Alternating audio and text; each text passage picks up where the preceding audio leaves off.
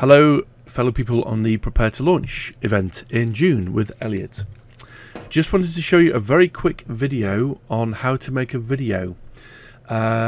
This is how when you start an edit suite starting up, this is probably what it looks like. Very similar. This is actually Adobe Premiere.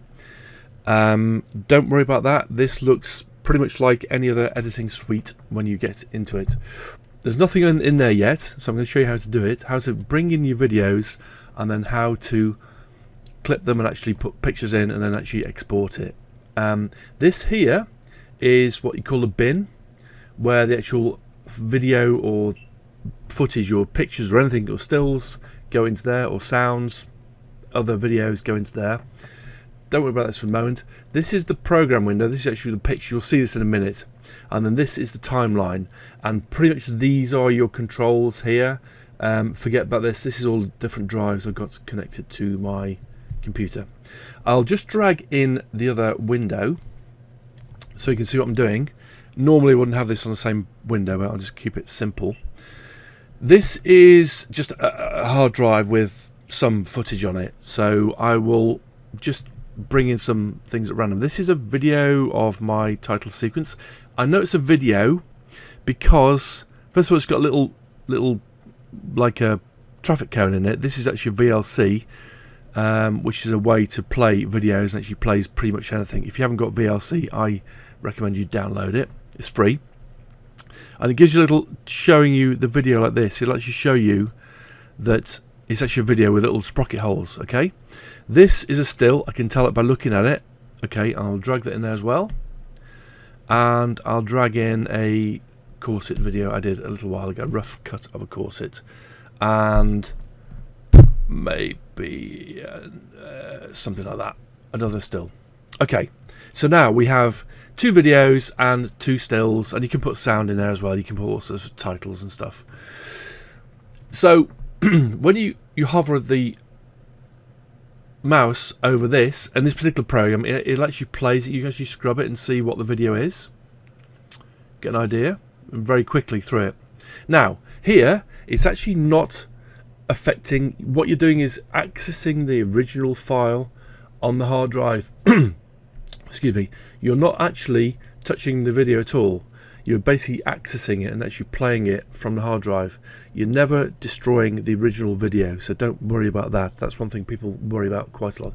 So no, let's just get rid of this window, and I'll show you.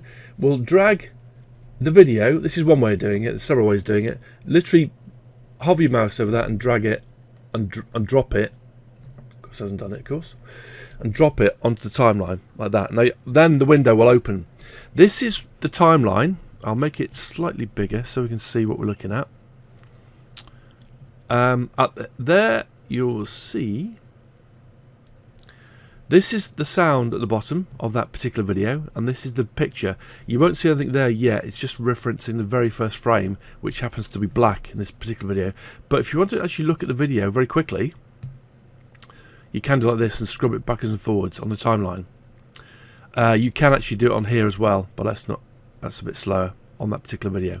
So this is where you access the timeline and actually play it. You can actually play it normal speed if you just hit the space bar. That's traditionally what you hit, and stop it again to stop it playing. Then you might want to put in a second video, for example this one, and just drag it. It will actually naturally dock itself to the end of it. So if you just drag over there, it's actually a corset video I did recently. I'm just using these as examples. It's a very low resolution thing, but you'll see. So it just plays it. Then you may want to have a still, and you put the still over the dividing line. Now this is what we call a cutaway. This is a very silly example, but when you see this, this is a still picture, which is set at 5 seconds. You can actually make it longer. Now it's obviously smaller than the original video. It's only quite a small video. You can actually make it longer by just dragging see it goes red at the other side of it, and actually make it as long or short as you want. You can make it one frame if you want. Okay, I've just set it at 5 seconds as a standard size, but basically it makes it as long as you want. One thing to note here, when you drag across the timeline, this is the video of the Epix Academy, as you'll see on the screen. I'm pointing it with my finger, but you can't see what I'm pointing at. When you go over to the still, it will take over, assuming that was the full screen. You can actually change the size of it, but let's just, for the moment, let's just not. This will show the top. Anything on the video will show the top level first. The video is in the background, and you'll hear the sound in the background of that particular video, and you'll hear the sound of that one. And then when that the top one runs out, you'll see the bottom video, which is this one here. Trust me, it's that one. Okay. So why is that important? Well, actually, it is quite important because you need to know which. You need to know what am I doing? You need to know which one you're looking at. So if you've got another picture on top of that, it will show that one first. Okay, again, this is the different sizes, but this is actually original picture from my book. Okay, it's a drawing. And then when that runs out, you see there the timeline, it actually goes to the second picture. Hopefully that makes sense. Now, if we wanted to cut this video here, let's say we wanted to cut it here. One way of doing it, there's several ways of doing it, but you can just take a little thing that looks like a razor blade. It says razor tool. Put it on the timeline, click, and it'll then cut the video, and then that will be a separate entity. You can actually move that along and actually put something in there if you wanted to, and actually fit it in if you really want to, and do that. I wouldn't actually put it in the middle for various reasons, because it actually affects the track. If you've now got this and you actually want to continue the sound over the bottom, you press here. Let's just take this out here, for example. Okay, and then so you've got two videos that are different, but you've got a black space in the middle. You've got nothing. So you got the Epix Academy, then you got the lady at the bar with a corset on. Now, with nothing, if you want it black, that's fine, but there's no sound, there's nothing. You could put a soundtrack down here by the way of music, for example. If you got there, you just click on it, right click, and you see it says there ripple delete. It'll close up the timeline. You then, if you wanted to, just make the two pictures on different levels, just do that, and actually drag them to shape and length. Then you will go to the end of the video and say, okay, that's my video, that's it done.